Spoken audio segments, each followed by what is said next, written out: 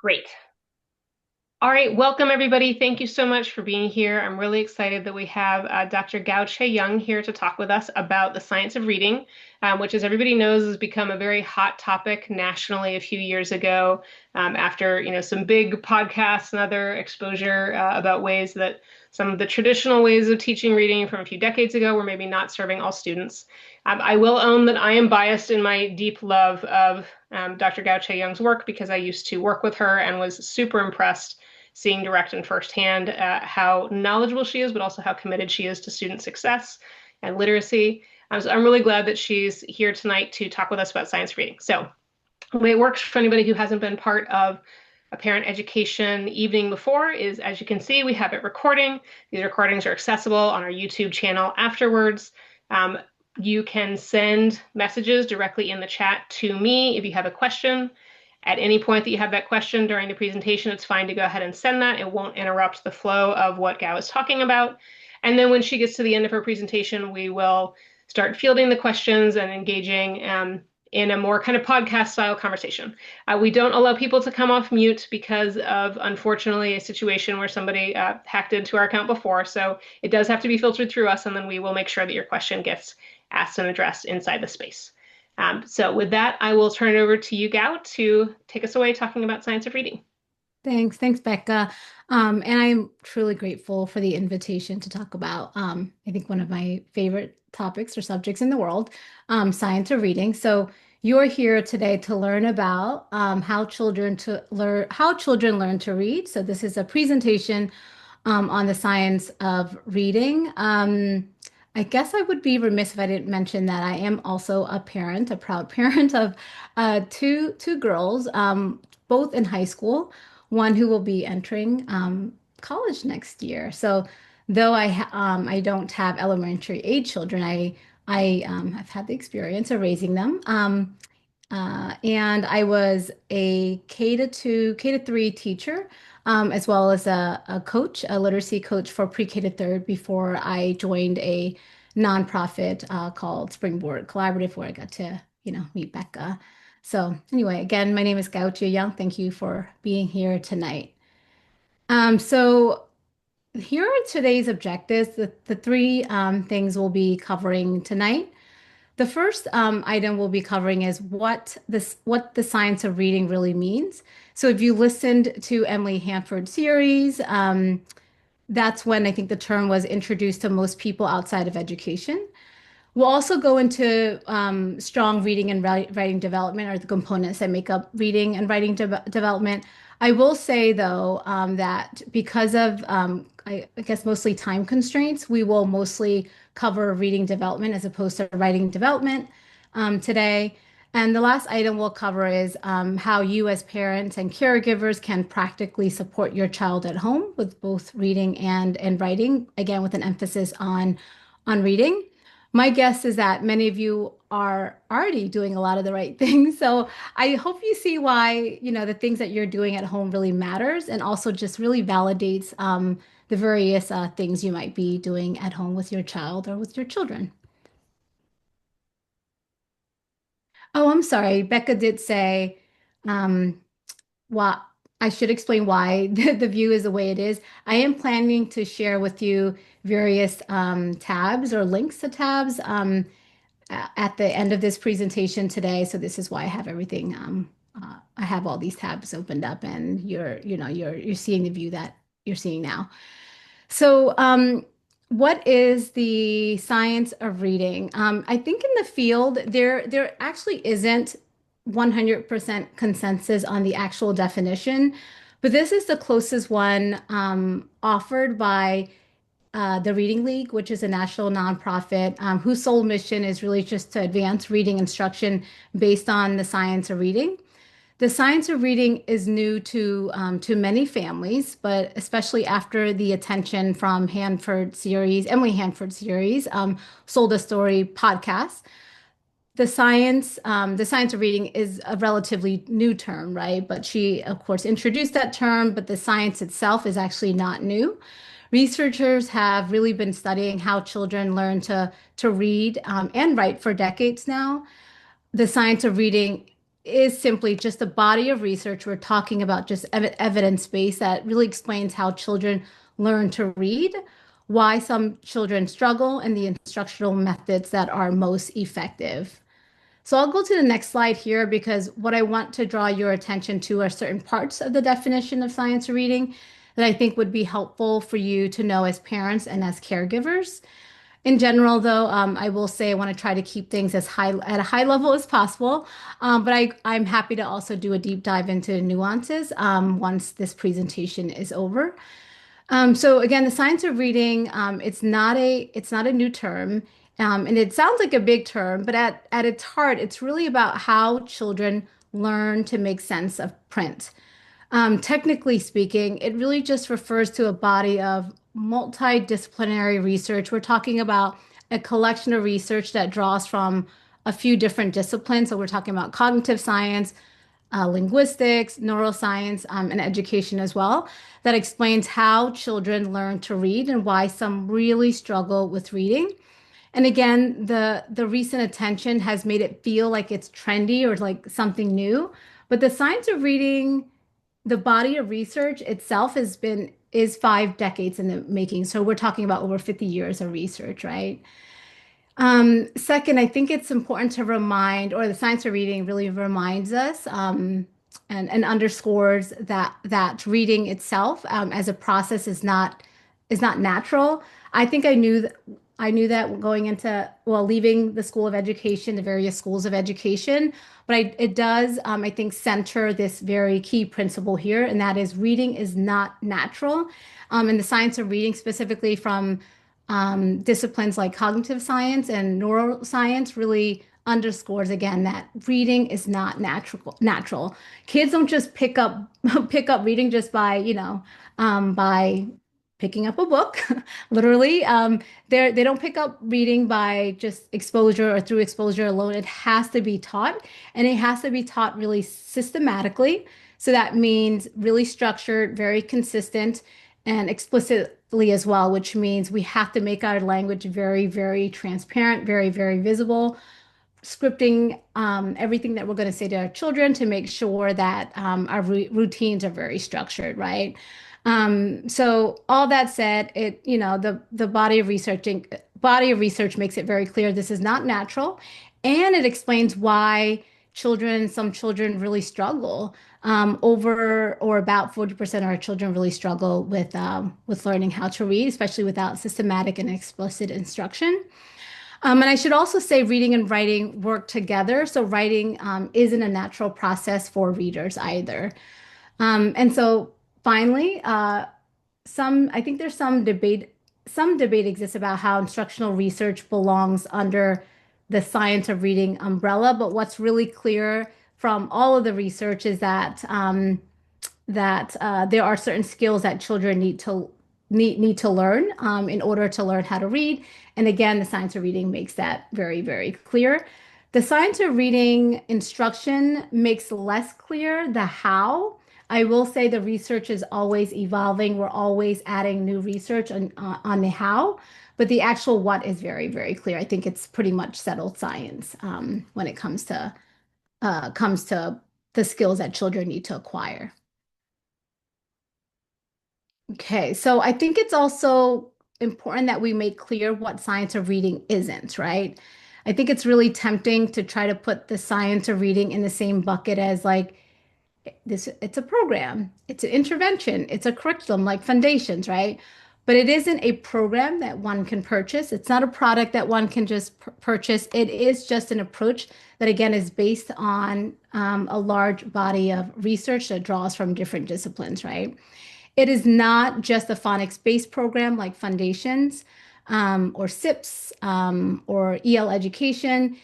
It also, I think, becomes tempting to try to use science of reading interchangeably with phonics, but science of reading is not just phonics. It is also not a set of quick fix strategies. Here are the various things we can do. We can teach a child how to read and write. No, they're not, there's not like a comprehensive set of strategies that we can put forth and say, hey, and stamp it as the science of reading. And I alluded to this earlier, but the science of reading is truly just the evidence base. It tells us what works and what doesn't work. Again, though, the research as far as the how is still growing. It's still evolving. We're still trying to deepen our understanding on how we teach the science of reading, which is why I think the science of reading instruction, again, is ever evolving. And it's not I don't think yet settled science. Okay, so I'll move us over to the five pillars of reading instruction. The same evidence base, again, it draws from those different disciplines, are very clear about the skills that are needed in order for our children to become strong readers and writers. And these are the five skills that were identified by the National Reading Panel. Some of you may know that the National Reading Panel was actually just a group of researchers convened by Congress sometime in 2000, because Congress was really interested in putting out to the public the various parts that make up effective reading instruction, right? So the group of researchers, they went through a lot of the research, all of the research, in fact, and found that here are the five what they call pillars. Sometimes we call it components, five ideas of what makes up effective reading instruction. So they're based on these five ideas here: phonemic awareness, phonics, fluency, vocabulary, and comprehension. Phonemic awareness, I know it's a very academic term, so I will just say it is really just about hearing and playing, manipulating with the smallest sounds in spoken words. So, as an example, if I say to you, how many sounds are in the word lamp? If you have acquired phonemic awareness skills, you should be able to say four. There are four sounds in lamp. L, A, M, P. You can hear four sounds in the word lamp, right? Phonics is really just linking letters and group of letters to the sounds they represent. So when we think about phonics, again, we think about it, we use it interchangeably with the science of reading. But again, the science of reading is not limited to just phonics and sounds or phonemic awareness. Fluency is just the ability to read accurately with speed and with expression. At my company, we like to say fluency just means that readers should really sound like a storyteller. They should sound like they're talking. When you are reading, you sound like you're talking, you're conversing with another person. It really does help facilitate comprehension. And comprehension, I think as far as as a definition goes, is pretty straightforward. It really just means understanding and making meaning from what you read. And I will say comprehension is the whole point of reading or decoding. We learn to read so that we can make meaning and comprehend text. So again, these are the five sort of ingredients that make up strong or effective reading instruction. I said so much. I feel like I am literally talking at a screen. So I wasn't sure if Becca or Talia, if there are any questions before I move us over to this slide here. Yeah, so I don't know if you get into this later, but I think Okay. on the that distinction between the phonemic awareness and phonics, I appreciate that you name like how much of that can be kind of academic or scholarly. As it relates to the parents that are listening to this and other caretakers that are listening to this, is there anything you think is particularly important for a lay person to understand about that distinction so that it can inform the way that they are supporting literacy at home? Yeah, so phonemic awareness, I will say, is the sort of the foundation to phonics. And we will cover the various skills that fall under the larger umbrella of phonemic awareness because I know it's so jargony, it's very academic, that I do think it's important to pause at the term phonemic awareness and show the various skills that undergird a child's ability to be able to decode or essentially like unlock reading, right? Or unlock the code so that they can read those letters. Um, I don't know if that's helpful, but we'll dive into that. Yeah, Yeah. I'm Yeah. excited. Two others thus far, but feel free to again say if this is better addressed later. But when you were emphasizing before, I really appreciate your emphasis on reading is not natural. I imagine other people might be wondering this too, but like, well, then how about those kids that start reading at 3? If it's not Mm. natural, how is that happening? And so again, that may be too much of a like side case. That's not what we're worried about with science of reading. But if there's something to share around that to help us understand the whole spectrum of how reading Yeah. can get acquired, or anything around the age pieces of it that might be helpful for parents and caretakers to understand. Yeah. I am not at all trying to go around the question. I do think that the science of reading, again, as just an evidence base, if we're looking at all of the studies, it's important to know that it's given us strategies that will work with as many students as possible, right? And so if our goal is to try to get every child reading and writing, everybody, of course, moves at different paces.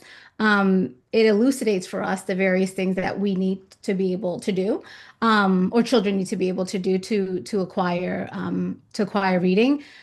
Not all students will go through the phases or stages at similar speeds. I kind of just alluded to that or said that, right?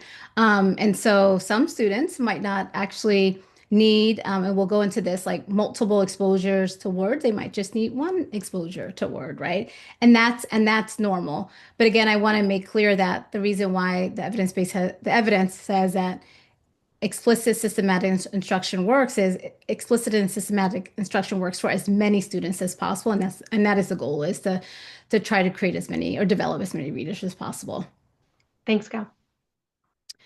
I I will say, I know I keep saying science of reading. I will say when it comes to this side, we're talking here about the cognitive science of reading.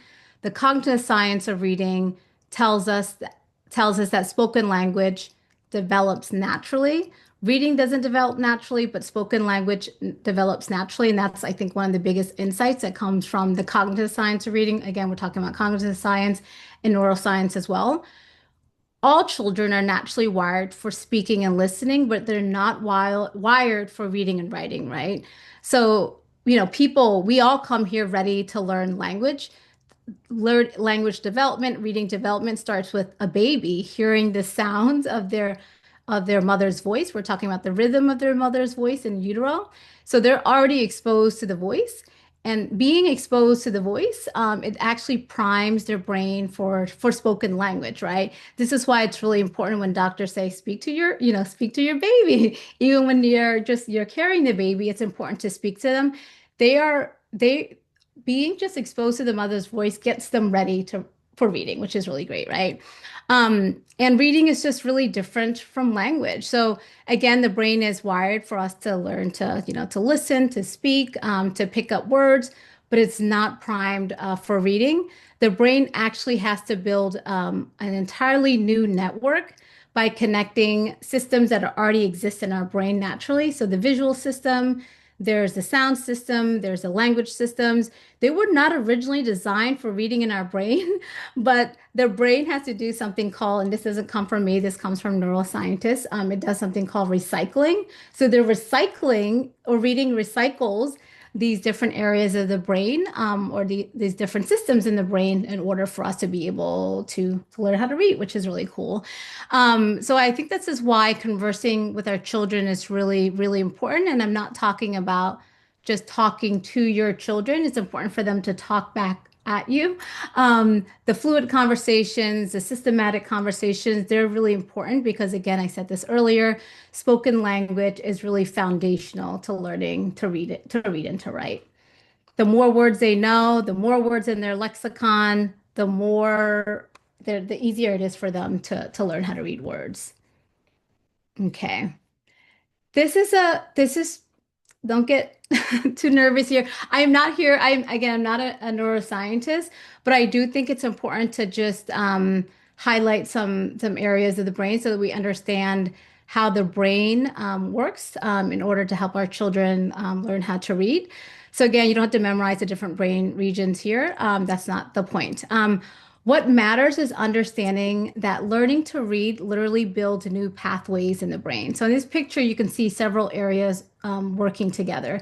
So you look at the occipital lobe there at the pink, the area that's in pink, that that area handles visual processing. So it helps us to see the shapes of letters and the words, right? The green temporal lobe, that's involved in language and meaning. So it helps us match what we see to the sounds and meanings of words.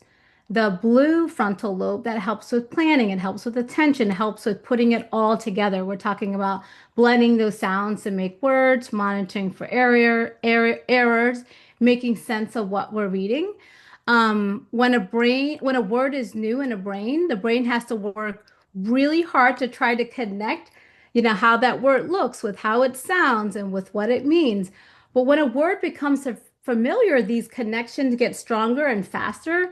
And so your brain is actually instantly retrieving these words without you having to decode every single letter. And so that's what makes up fluent reading. If we can instantly retrieve these words from our brain, then we're reading. The key idea for you is this, because I made this error with my children. Um, we call this orthographic mapping. You don't really need to know that. Just know that, mapping is really important. And mapping really just means that you're connecting these three areas so the word can become instantly retrievable when you're reading words, right? It's important that these three different areas are being activated.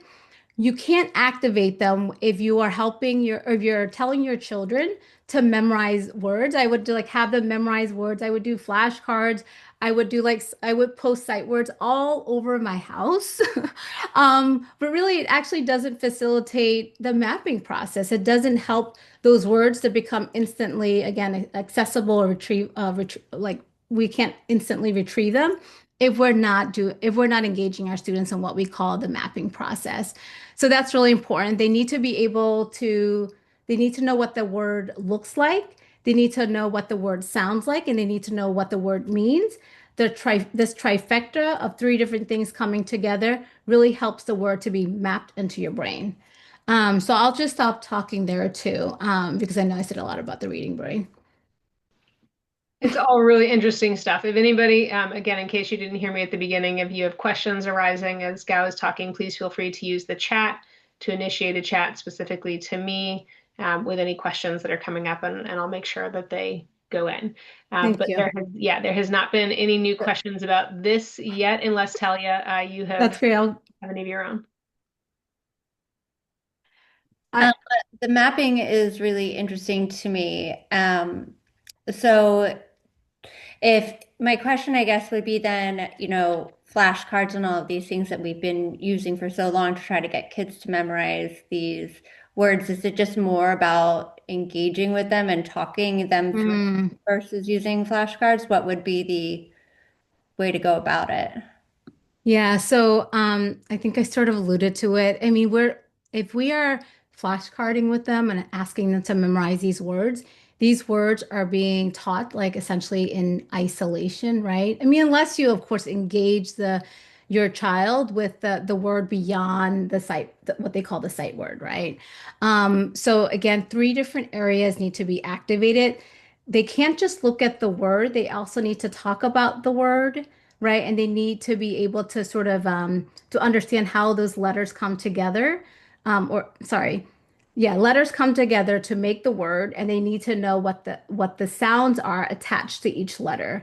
So these three different areas need to work really in tandem for a child to then be able to retrieve those words later. Of course, it's not just one exposure. I think that the tricky thing or the dangerous thing, right? The dangerous thing with like just doing the the the word cards is that it might just be, we think it's just like a one and done thing. Children actually need multiple exposures to a word in order to be able to retrieve the word instantly. The research is not definitive on the actual amount. It could be anywhere from I've seen 4 to 6 words in a research paper. It was like from like 2021 or something.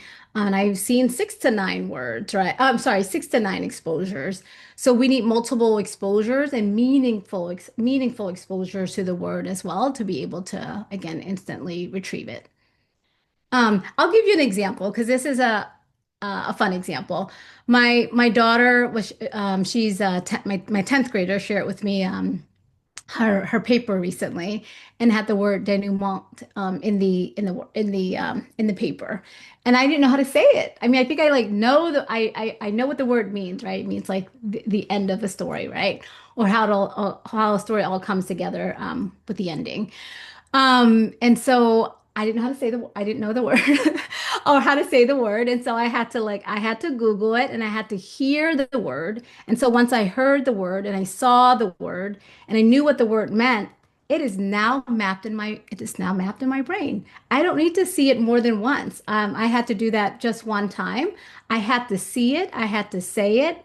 I really had to say it. I had to look for multiple videos to see how people actually pronounce this word to then have that word again be mapped to my brain. Now that I can read a text out loud, it has the denouement in it. I can say it. Becca, am I saying that word correctly? I think I am. I'm just laughing because it's, as anyone who's studied any French would say, since that word comes from French, French pronunciation leaves out a good portion of the letters always. So all of your training in other languages would not necessarily prepare you for French, and I see why you had to watch multiple videos.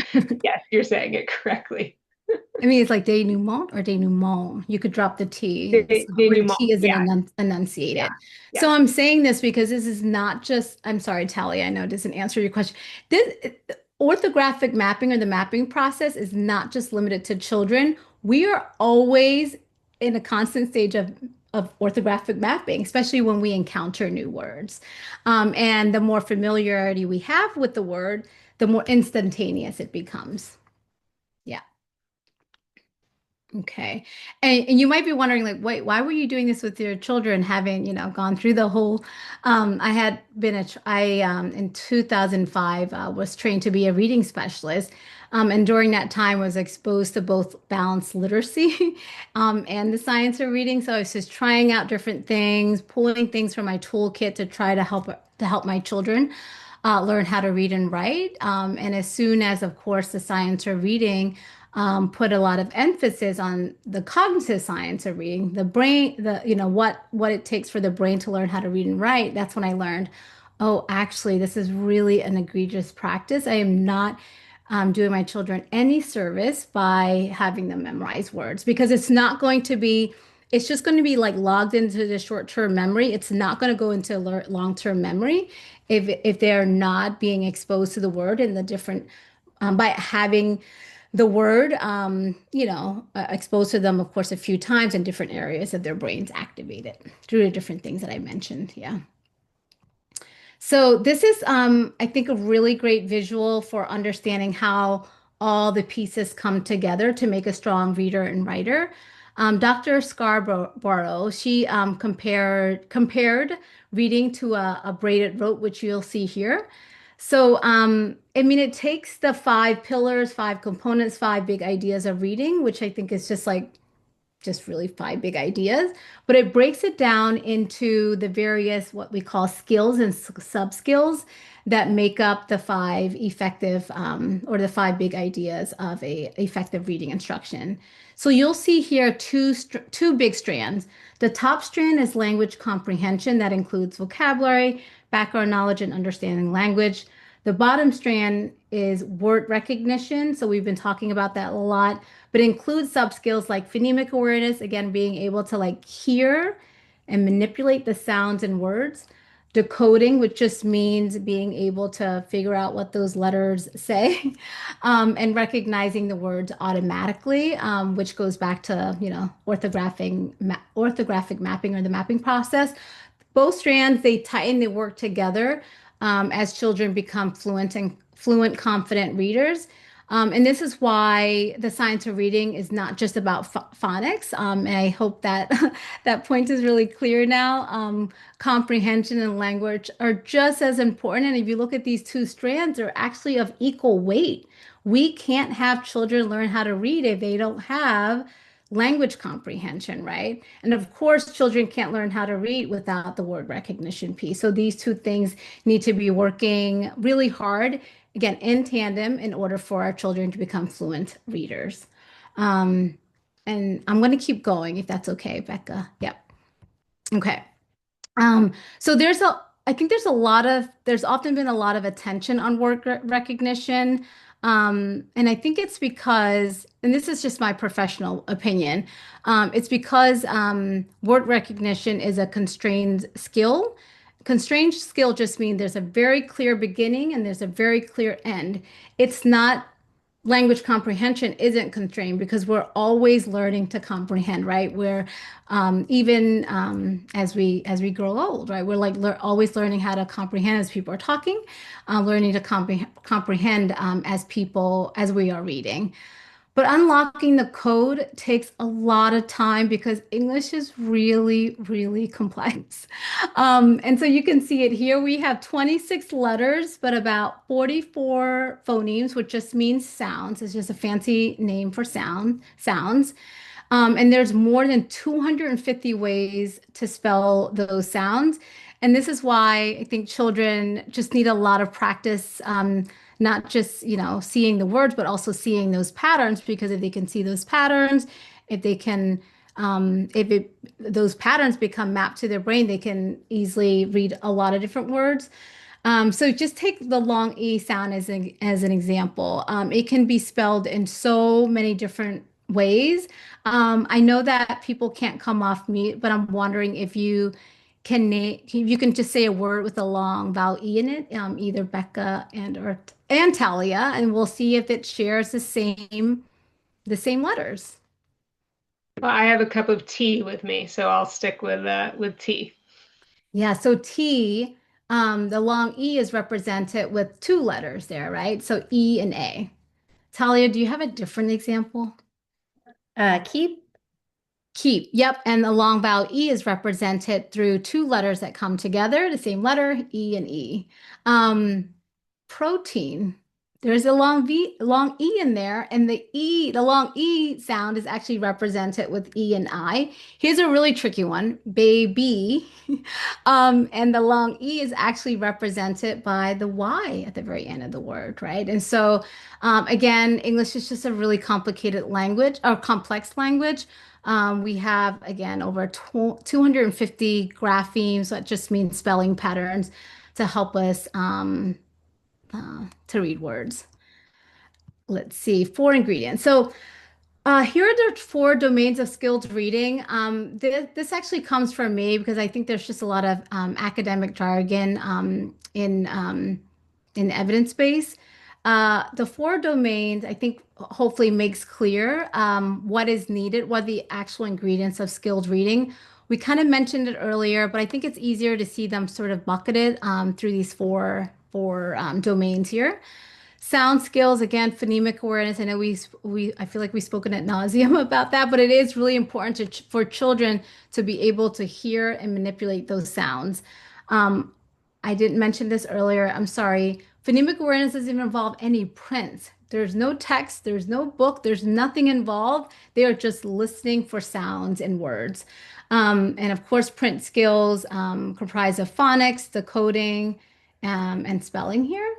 And then we have language skills, vocabulary, syntax, which is another way of saying grammar. Of course, background knowledge. Background knowledge just means prior knowledge, cultural knowledge, a lot of different knowledge bases that children need to be able to access to read words and make sense of the words. And then, of course, thinking skills are just comprehension skills. Inferencing just means reading between the lines. They have to be able to summarize and monitor while they're reading.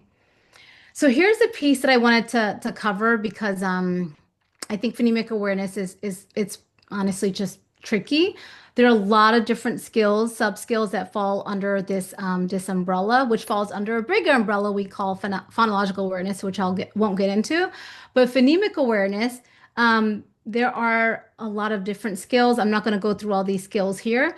It is one of the strongest predictors of early reading success. So if children are able to do all these skills here, then we know that they have that foundation to set them up for conventional reading, right?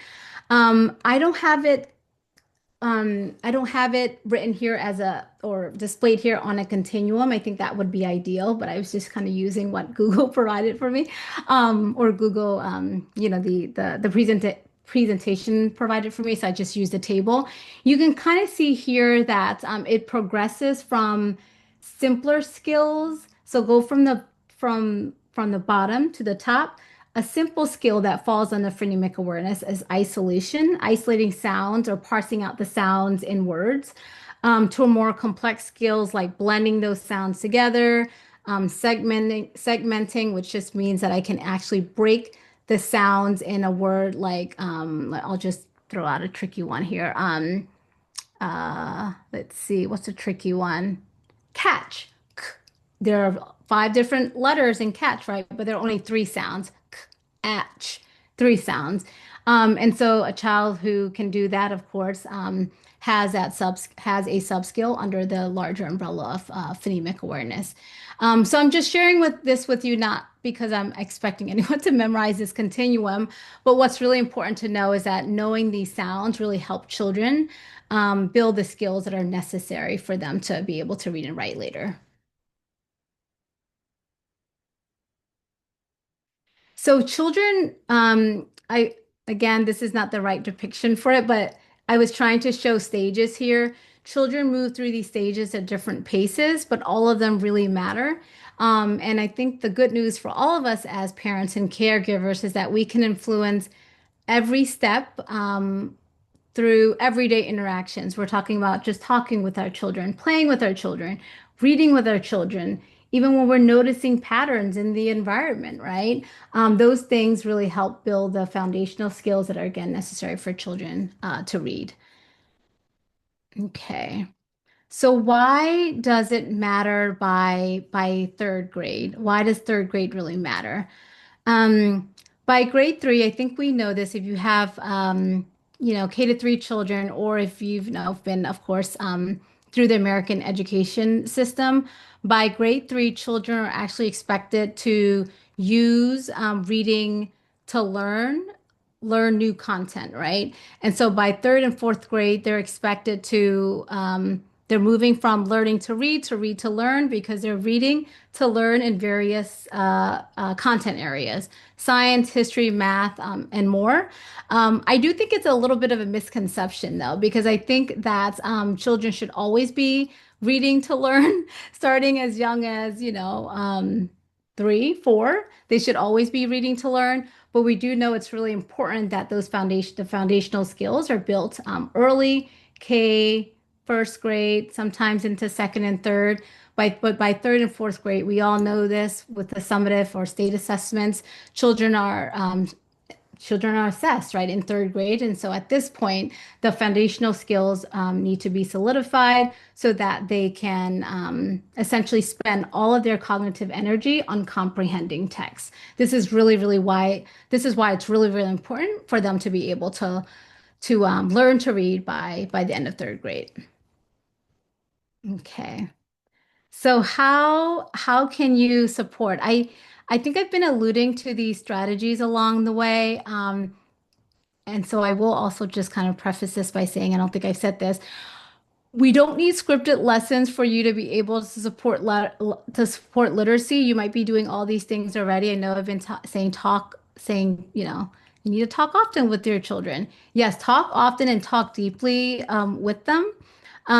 Make sure that if you have time to build in a consistent daily, consistent reading routine, reading aloud to them so that children are able to really build the language comprehension skills because with them, with the language comprehension skills, then it will set them up for reading. They need to be able to play with the sounds in words. And so even if it means if a teacher has given you some prompts that you can use with their children at home so that they can hear those sounds, and that's really important. I mentioned noticing and naming patterns. Of course, building their knowledge with books, museums, conversations. A lot of times when you're building knowledge, it might not even involve print, and that's okay. It just means going out, just going out into the world, doing the things that you're already doing, whether it's cooking in the kitchen or just, walking around the neighborhood, going to, I don't know, going to museums or going to your place of worship. You're helping your children to build knowledge in that way and deepening their knowledge in that way. And I will say that as you're engaging with them in these various spaces, be very, very intentional about the words or the language that you're using. Um, I am a bilingual speaker, and so I try to be very deliberate with the words I'm using, not just using what we call tier two, more, academic words, tier two and tier three words, but also code switching. So if I'm saying if I'm saying something in English, I'm also saying it in my native tongue so that my children can hear it in two different languages. So I'm already intentional that way. I'm also just like extra wary that I need to be, using different words when I'm speaking with my children. And of course, encouraging writing as well, because reading and writing are sort of like, they're sisterly processes, if you will, and so they go together. And so if you're helping your children to read, you should also be encouraging them to write, because writing helps to enable reading, and reading also facilitates the writing process as well. Yeah. Here's a simple routine that you can use. You don't have to use it, but if you want to be even more intentional about building a routine outside of reading, or sitting with your child and reading, you can use this 5-step routine here. Particularly if you're working or you have kindergarten children, pre-K children, first grade children at home, it's really important that the first two steps happen. The first step that you can take is having them blend two to three words to get, sorry, 2 to 3 words, and it could just be words in isolation. That's okay to do that as long as you're helping to build phonemic awareness, because blending and segmenting, again, are sub skills that fall under phonemic awareness. Help them also to map sounds to letters. And that just means if you're saying a letter to them, ask them ask them what the sound is. Or if you're saying a sound, ask them what the letter name is, right? And you can do that. You can really do that without, again, any print at all. Reading aloud, I think that many of us might already be doing that. When you're reading aloud with your children, of course, spend some time discussing even just one idea that comes from the book, or a vocabulary word or two that's in the book or featured in the book. And of course, we want to celebrate their effort. Again, it's just a quick 5-step or a 5-minute daily routine that you can use at home. If you have really, really young children, here are just considerations for letter learning. I think it's really helpful. It was helpful for me as a parent, and this actually comes from research. These are just principles that you might want to consider. I think it's really clear, so I won't read it read it aloud to you. And yeah, I won't read it aloud to you. I'm going to go to the next slide because I'm mindful of time. It's 7:43 my time. So I'll leave you with this. You are your child's first teacher. You are your, really powerful literacy partners. Teachers can't do this alone. Administrators can't do this alone.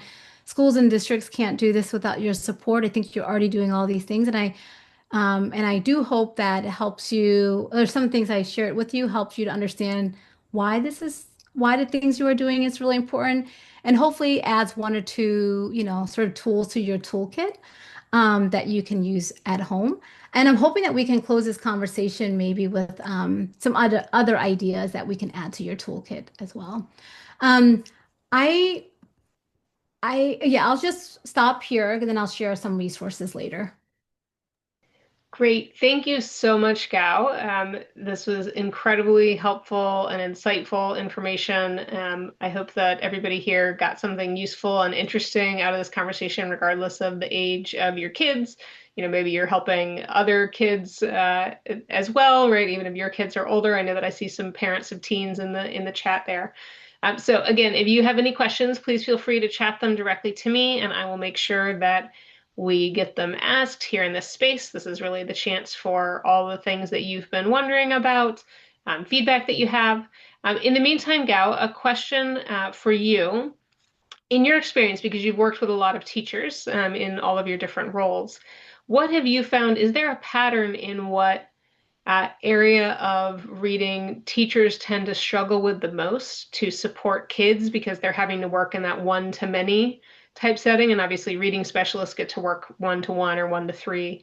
And so I'm wondering if there's anything in particular you think like, hey, this is really the thing that teachers tend to struggle the most with. So if you're gonna help or if you're gonna look for a thing to help, this might be the place you want to particularly pay attention. Yeah. As someone who worked with multilingual learners, and also teachers who instructed multilingual learners, I will say comprehension is really, really, it's really, really challenging to instruct because I think I mentioned this earlier. It is an unconstrained skill, which means it's sort of limitless what children can learn, and it presupposes, right, that children have has a really large body of working knowledge, information, just stuff stored in their brain to be able to comprehend text, essentially be able to answer questions after they've read a piece of text. And so what I will say is, I mean, this is why I keep saying language comprehension is really, really important. The importance of conversing, but also reading a lot of different texts, a lot in a lot of different genres, variety of texts, so that we are building the background knowledge and the prior knowledge that is necessary for our children to be able to understand and make meaning of texts across so many different subject areas, right? The other, but so there's that. As far as gen ed teachers who just, we're just responsible for teaching a group of children across pre-K to third. As far as the 5 skills that I mentioned, or the 5 ideas or 5 components of effective reading instruction, I don't think it's phonemic awareness. It is phonics. It is phonics. If you don't have a strong curriculum, which just means that there isn't a scripted routine, the instruction isn't explicit or systematic, then it is really, really challenging, of course, to help our children learn how to decode. Um, and so, I mean, we're talking about over 15 years ago when the science of reading was not yet a large movement here, right? Um, I was in classrooms where there wasn't strong or scripted curriculum, and that proved really challenging because then, there isn't a scope and sequence. We were just kind of like the teachers were just trying to figure out, okay, what skills, I hate to do this, but like kind of, throwing things at a wall and hoping it sticks. But really, you need to have a really strong scope and sequence to say, these are things I need to teach this week, the following week, all the way into week 10 to week 30, um, so that, um, so that we can be assured that children can learn how to really break the code. Yeah. That's But really, now, but now there's just so many strong curricula, and I think it's a matter of like selecting the best, what they call HQIM, high quality instructional materials for teachers. Yeah. yeah, yeah. For anybody that's wondering, I'll just say my own personal opinion, having worked in a literacy org with the amazing Gao. I have been impressed with foundations, and I have been really impressed with how Lower Merion has shifted into adopting the science of reading with the support of the particular staff member in the district who's done that. I've seen a major change in how even my older one was taught 6 years ago versus how my current second grader is taught to be much more aligned with all the stuff that Gao's talking about, Yeah. um, which made me happy because I was very unhappy Yeah. 7 years ago. I mean, it really foundations. I also happened upon it, and which meant I was trained and had to help teachers use it in their day-to-day instruction. This is again over 10 years ago. It really does align with the science of reading because it teaches phonics and foundational skills, and it does it really explicitly and systematically as well. So yeah, I'm pleased with foundations as a curriculum. That's great. Um, so, so we have had some other questions come in.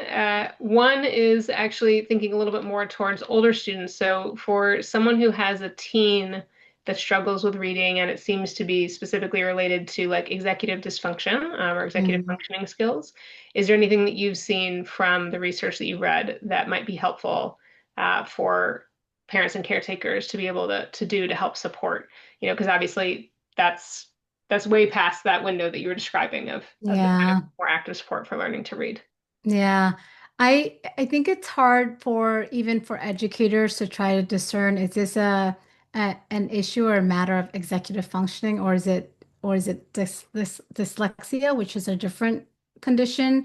And so I often say to parents, because I've been there myself as, of course, an aunt and a cousin, and there's just a lot of different children in my family to document, because again, it's hard to discern with just like one instant or two instances, right? Whether or not again, it's it's an area that I need to work on, or is this a different thing I need to be addressing, which is dyslexia. So I'll say that. And without knowing the context of the parent situation, it's hard for me to know how to address that question. Yeah. What might be the things that the parent would look for? So the parent already knows that the teen has an executive function Mm. disorder. The parent has not had any dyslexia diagnosis, but also hasn't specifically investigated. What would be the kinds of things that a parent would look for that would tell them this is when maybe I should start looking into requesting dyslexia evaluation versus ongoing, more intense executive function support? Yeah, so with dyslexia, what I do know is there's just abnormalities, or anomalies, sorry, anomalies is what I say. In the reading brain, the different areas don't activate as quickly and as efficiently as students who pick up reading and writing through systematic and explicit instruction. So, as far as practices, best practices when it comes to instructing adolescents is actually, and adults, it's actually very, very similar. And so, if you happen to be privy to the curriculum, a child who is still struggling to decode, and so I'm not talking about making meaning of the print. I'm just talking about decoding.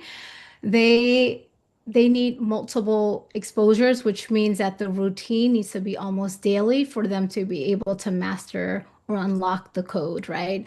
And what I do know about middle school and high school is that tier two and tier three instruction could still be taking place, which means that children are pulled and receiving targeted intervention, either one-to-one or small groups, so that they are going through the routine that will ensure that they can assign, sounds to letters and then read those letters, pull those letters really quickly to read words and then put those words together to read, to read full sentences, and so on and so forth. So it is the same practices. It's just more consistent, more frequent, even in middle school and high school.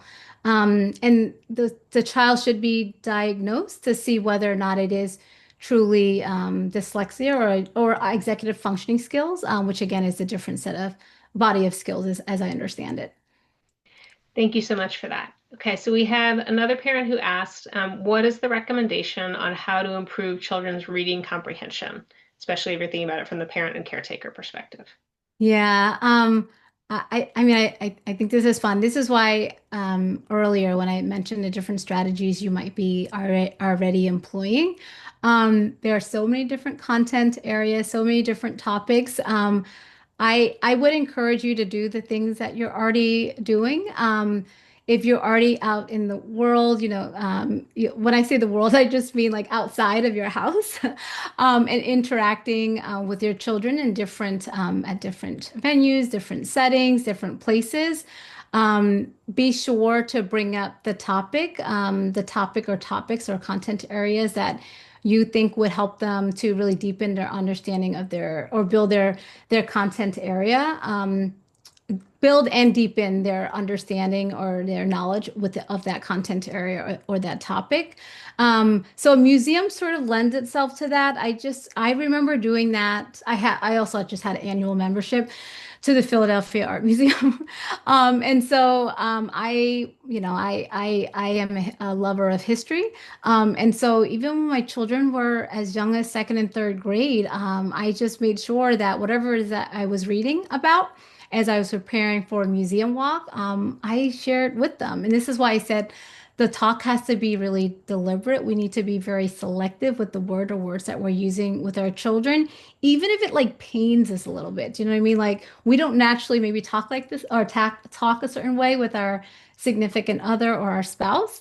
But we do have to be, I think, a much more deliberate and selective about the things that we cover with our children, all the way down to the words we want to use with them, because multiple exposures to hearing the word will also help to expand their vocabulary or their lexicon, right? Which again will facilitate reading. Again, the more words you know, the more you're able to decode and also comprehend a piece of text. So would that mean, for instance, Gao, that if a parent wants to help, they're noticing that their child, maybe especially like a preteen or teen is struggling in academic reading, right? So like books and textbooks that are more dense, that one of the things that the parent could do is sort of be looking at what some of the words are that are used inside those books and then how to weave them into Everyday reading sort of conversation. conversations, yeah. Or if they're really struggling within a content area, you might say, you know what, I'll develop a routine here, make it a little bit more structured than you normally would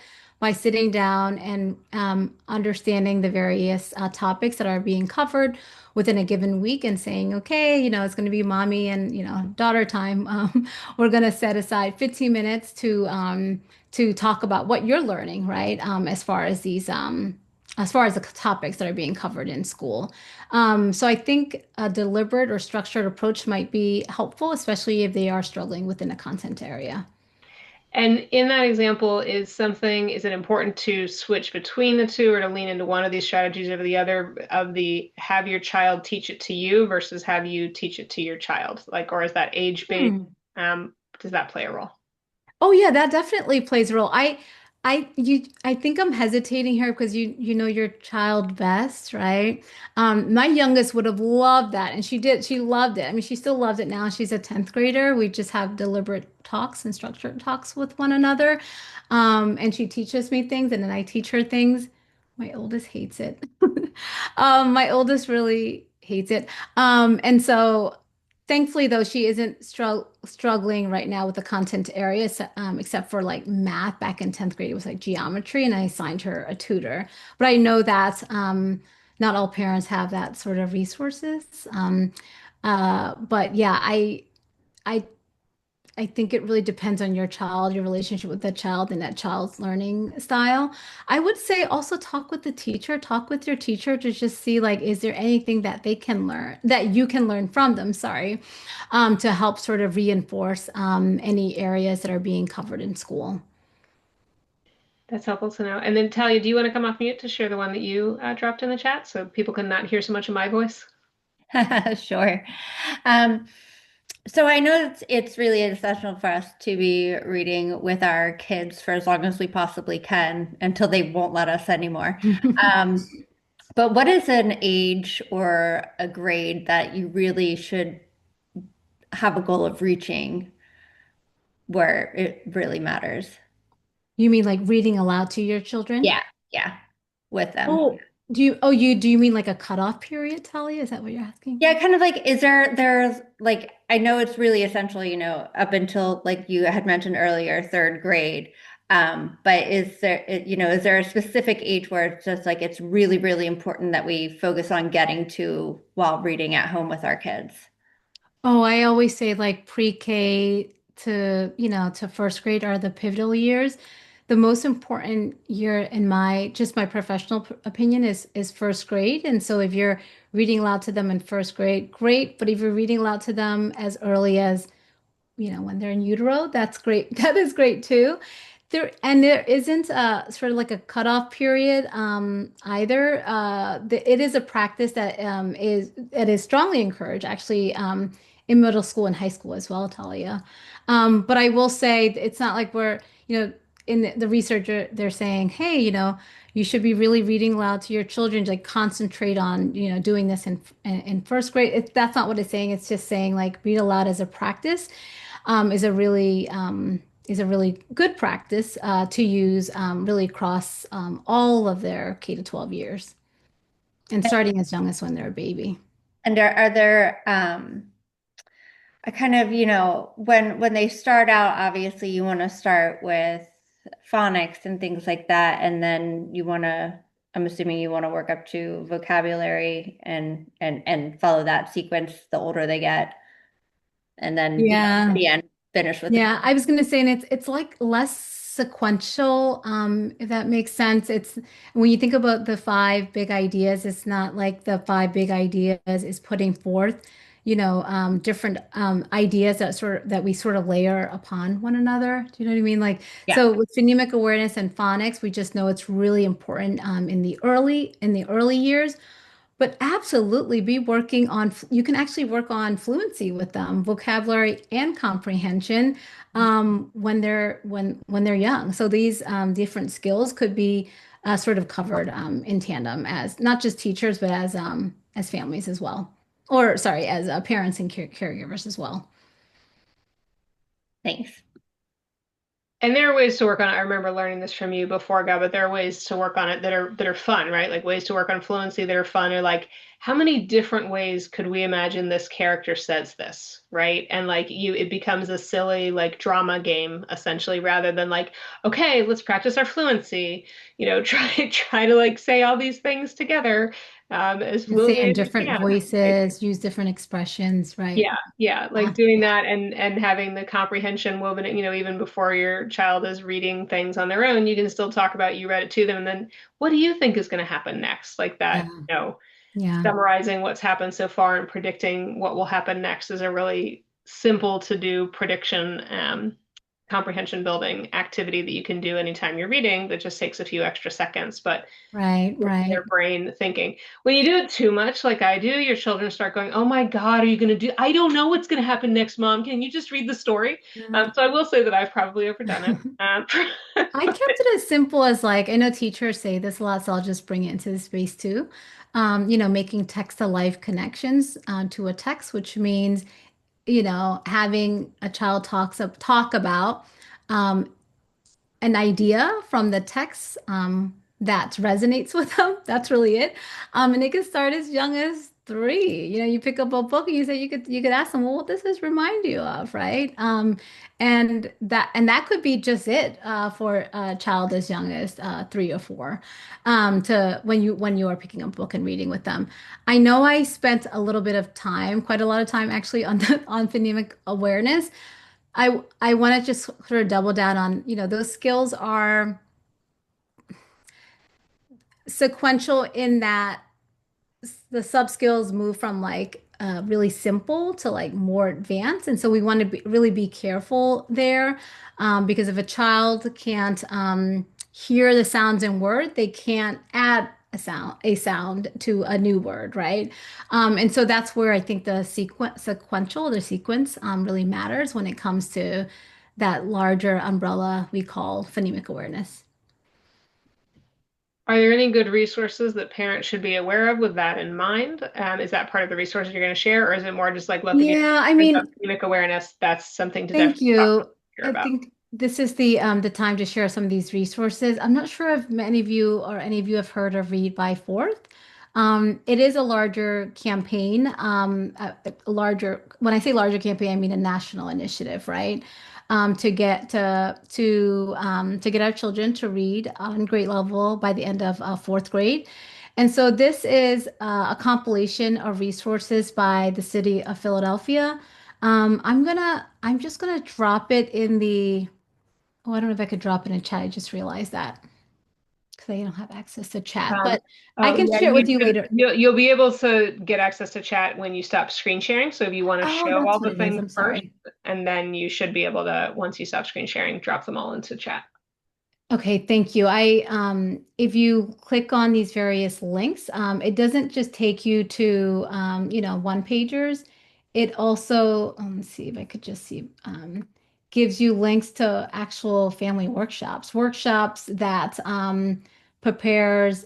I mean, this here is just like for facilitators, but facilitators also share it with families.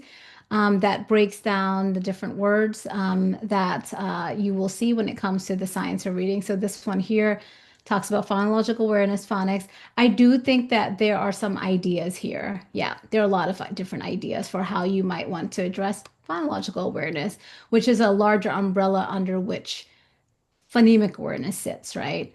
And phonological awareness just means being able to like hear syllables and words. It means the ability to be able to rhyme words. That's really what it means, but phonemic awareness like drills it down to the sound level. So I'll share this here. And I think once you're on this website, it should take you to various resources that I'm sharing with you right now. Yep, including like links if you're like really, really interested in the how the brain learns to read. This is a YouTube video that you can take a look at. So I'm gonna stop sharing my screen. Let me give me a moment to do that. Stop share. There you go. Okay. You should now be able to see the chat. Okay, there Yep, you go. there you Yep, go. thank you. Thank you so much for sharing that link with us with that one home to have all kinds of useful resources for anybody that wants to dig deeper into that stuff. I really appreciate that. Um, Yeah, and the other resource that I have pulled up, but I won't share it, is that if you're really interested in just any legislation that is going to pass in Pennsylvania to try to advance science or reading in our state. I am part of the Pennsylvania Literacy Coalition. We meet once a month. We actually met today. And if you're just interested in being part of this larger movement, we need as many voices as possible to try to advance not just legislation, but also to ensure that Pennsylvania will give us the funds to advance the science of reading. I think it would be really powerful if a lot of parents join that movement. Um, Again, I'll just write it over here, Pennsylvania. yeah, if they're interested in getting involved, is the best way just to look up the Pennsylvania Literacy Coalition, or is there? There is a what how are we going to do this? I can Rachel Garnick is her name. Let me see if I could find a link. She shared a variety of resources, but they're PDF, so it's hard I can't upload it to the chat, unfortunately. And they were all sent through an email, so I would need to forward it, but forward the email to all of you. So this is what I'm going to do. I'm going to share with you a link to their website. Great. Thank you so much. That is really helpful. I am not seeing other questions come in to me. Talia, have you had any other questions come in to you or anything else that you wanted to get to? I think that Gal, just overall, is there any final pieces that you think are really important for a parent, a kind of like key takeaway for parents who are wanting to support childhood literacy amongst the kids that they know and care about, whether it's their own kids or others. What's kind of the main takeaway that you think people should be walking away with from all of the incredibly Yeah. rich and really useful information that you've shared with us? Yeah, you all are such powerful partners in this. I will say this as a former teacher and someone who was in schools for a very long time. We really need you. We need you to help our children learn how to read and write. And so even if it means as something small as just like conversing with your children, then that's great. Again, you're building language comprehension skills, but if you want to be more deliberate, and by that I mean introduce more structured routines, you don't have to, of course, follow the routine that I shared in the slide, but speak with your teacher. They're going to share with you some ideas if they're not already, as far as things to do at home. And I would say they really know best as far as skills and concepts that are being introduced. They need your support to reinforce it at home. And I'll also speak. I'm gonna put on so I was a refugee child from Cambodia, and I will say I didn't have we didn't have a lot of capital, not a lot of resources. I came here in the early 1980s, and I really struggled with reading, which then was the sort of impetus, right, for me to get into this field. I didn't struggle with word recognition because my parents were teaching me how to read and write in my native language. At the same time, I was reading and writing to learn, reading and writing in English. And so, of course, if you're learning to read in one language, it helps to support the acquisition of skills in a new language or multiple languages. So that was helpful. But again, they didn't really do anything when it had come to English language instruction.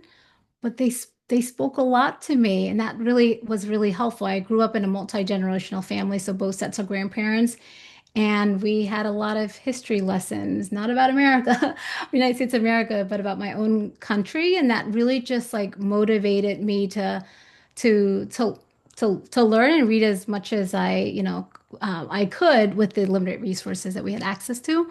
And it just got me really, really curious too. And that just was spurred by conversations. There's just a lot of talking in the home. So I'm saying this because there is power in our words.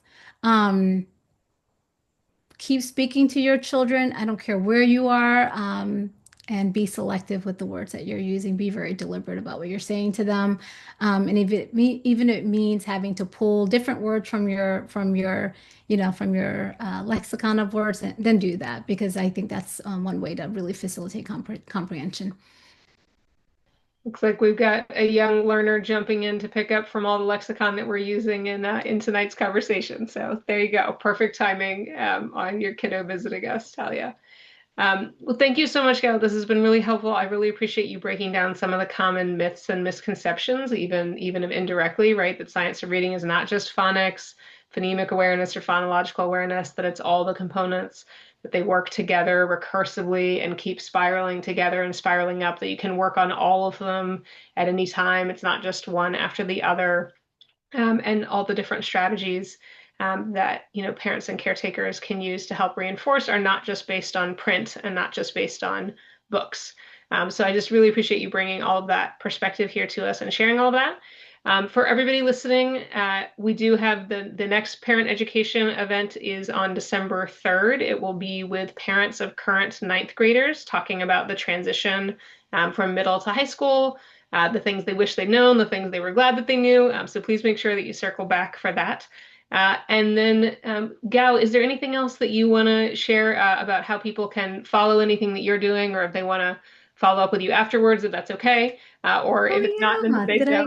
so. But yes. Oh, I would love to hear from people because I cannot stand the sound of my my voice. I can stand your voice back up without my voice. Um, Here's my email. I have a LinkedIn page. I would love to be connected with everyone. Um, Let me see. How do I? Here we Oh, go. I probably have your LinkedIn page open right now, actually. So if you are okay with me Oh yeah, dropping here it that goes. in, I'm then so I will. You sorry. already dropped it in? You got it. Okay. All right. Um, great. Well, again, thank you so much. We'll wrap up a little bit early tonight, since we don't have any additional questions at this time. And I hope to see everybody next month with the next event in our series. Tell you anything else you want to add? Just thank you so much. I really enjoyed listening to your presentation. I learned a lot, and I'm very thankful for you taking the time to chat with us. So thank you. Yeah, thank you for the opportunity. I really like talking about this, so thank you. All right. So Talia, you can just turn off the recording piece. Thank you, everybody. Um, Gab, you want to stay on for one more moment and we'll let everybody else head out? Cicely is another member of the ISC, Gab. So. Oh,